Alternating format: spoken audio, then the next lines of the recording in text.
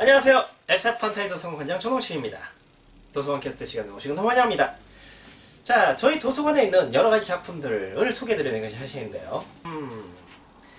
역사상 가장 위대한 이야기꾼을 고르라면 누구라고 할까요?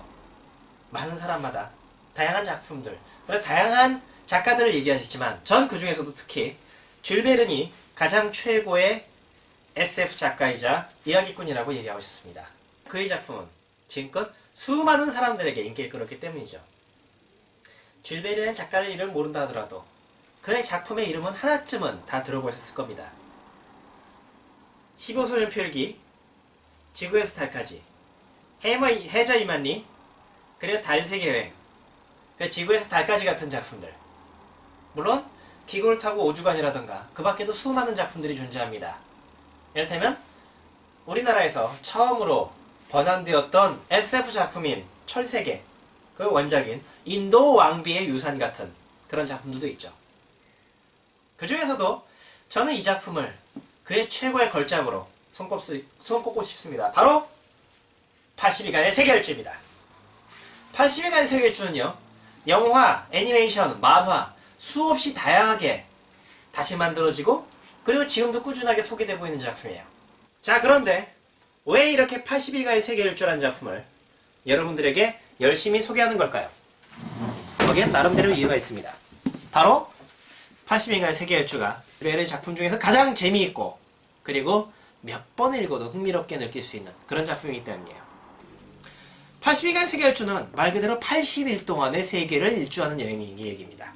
아마 대부분의 사람들은 그 내용을 알고 있을 것이고 그 결말도 알고 있을 거라고 생각해요. 하지만 실제로 이렇게 두꺼운, 자, 상당히 두껍습니다. 페이지로 보자면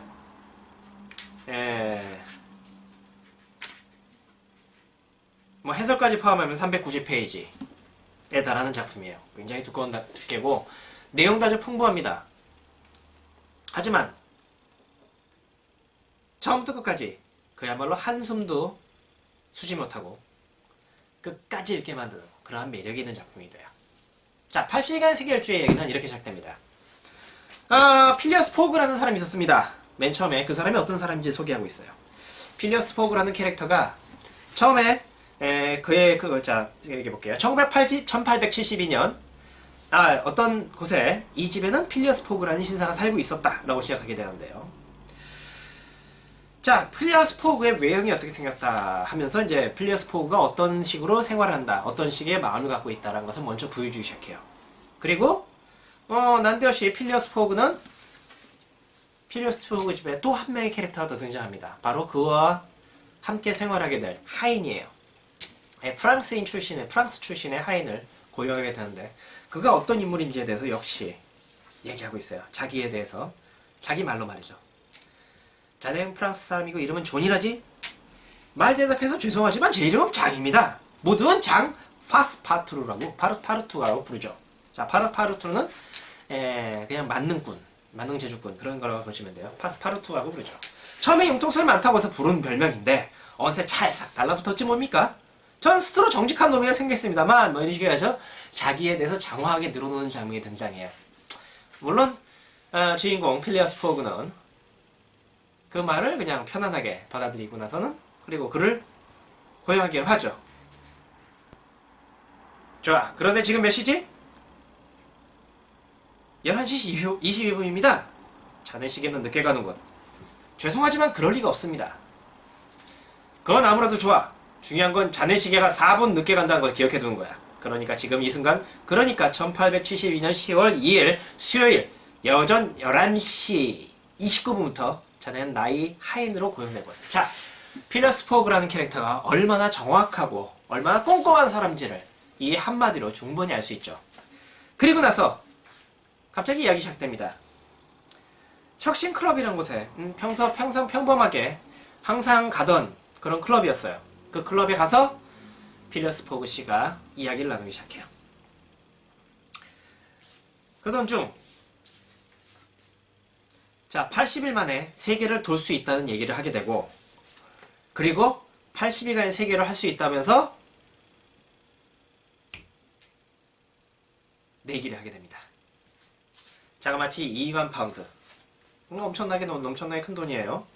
자, 여기서 80일이라는 기간을 정하고서 바로 그날 즉시 필리어스 포그 씨는 하인과 함께 그날 밤에 바로 영국을 떠나게 됩니다. 그리고 몸이 펼쳐지게 되죠. 자, 실제로 이 작품은 신문에 연재되었었고, 신문에 연재되었을 당시 굉장히 흥미를 끌면서 사람들이 너도 나도 할 것 없이 필리어스 포그 씨가 정말로 80일간의 세계를 일주할 수 있냐 없냐에 대해서 그걸 놓고서 내기를 하기도 했다고 합니다. 그 과정 자체가 엄청나게 다채롭게 등장하게 되는데, 재미난 건요. 자, 여기서도 실제로 그 책 안의 내용을 보게 되면 필리어스 포그 씨가 영국을 떠나자마자 영국의 많은 사람들이, 런던의 많은 사람들이 그에 대해서 아주 주식을 경매하기 시작해요. 그가 성공할 것이다 라고 믿는 그런 주식이죠.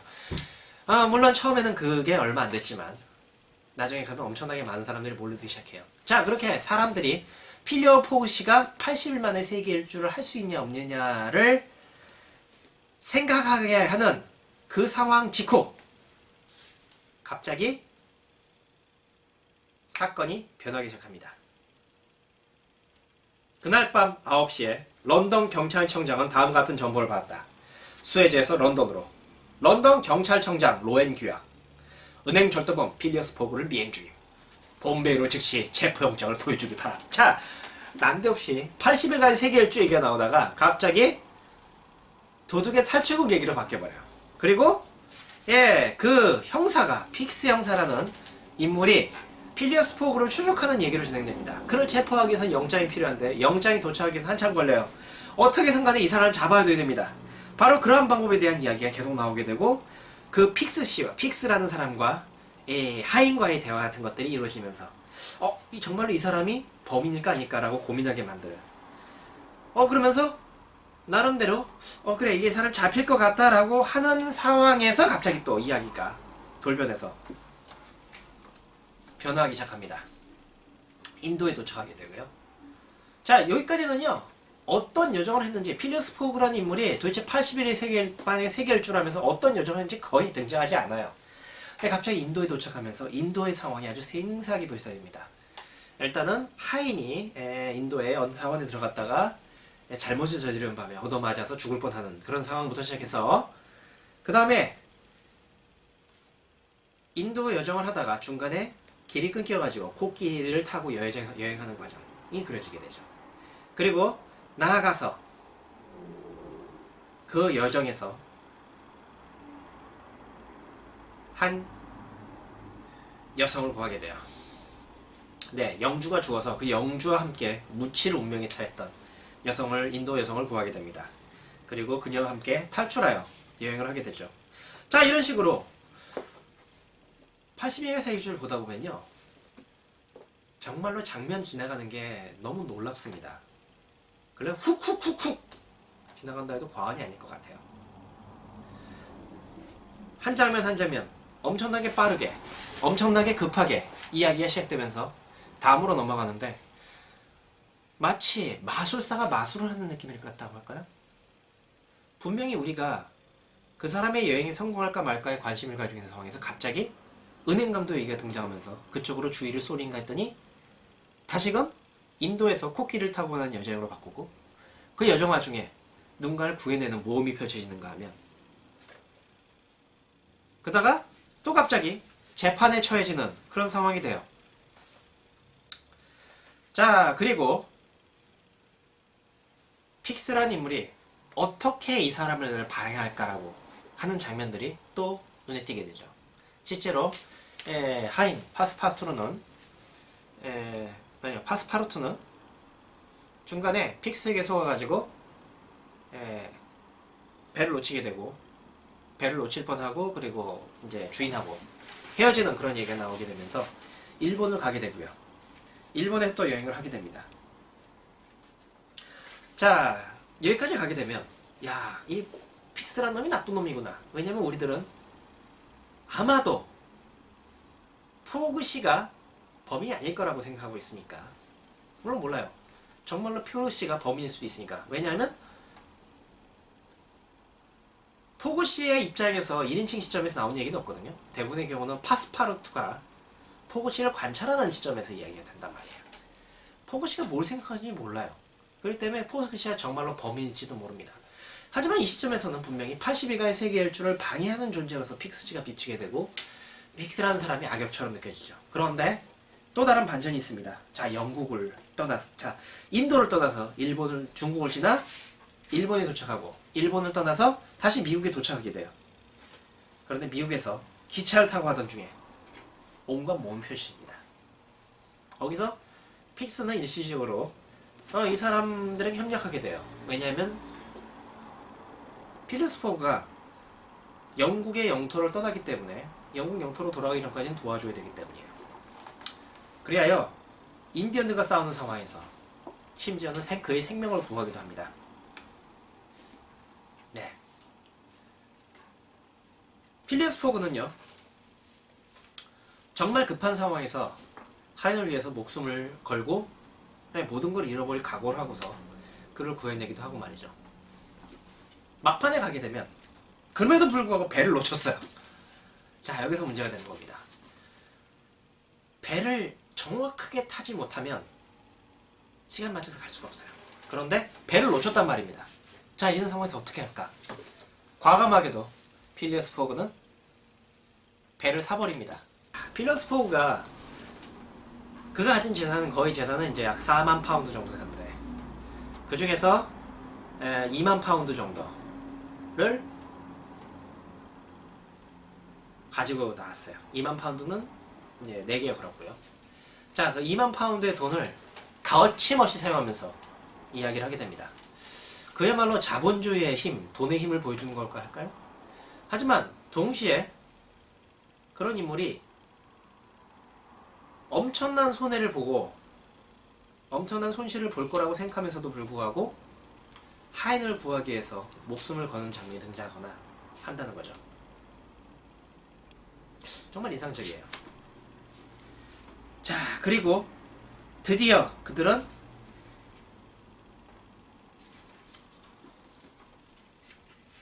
영국에 도착하게 됩니다. 마지막에는 배를 통째로 사가지고 배에 있는 모든 목재까지 떼까무서가면서 영국에 제대로 도착해요. 자, 드디어 이제 조금만 더 가면 성공입니다. 그런데 그 순간에 갑자기 반전이 일어납니다. 그 반전이 무엇이냐고요? 자, 여기서 굉장히 놀라운 반전이기 때문에 직접 읽어보셔야 될 거예요. 지금까지 생각해도 못했던 반전이 갑자기 일어나요. 사람들의, 이것도 미스리딩, 자, 마술하고 똑같은 기법인데요.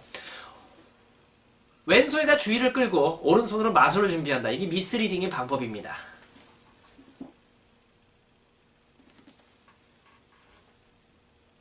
이 작가 쥘 베른이요, 그야말로 그 미스리딩의 천재라 해도 과언이 아니에요. 사람들에게 주의를 확 끌어놓고서는 엉뚱한 데 사건을 터뜨리는 그런 방법 말이죠. 그러면서 마지막에 결국엔 실패하게 돼요.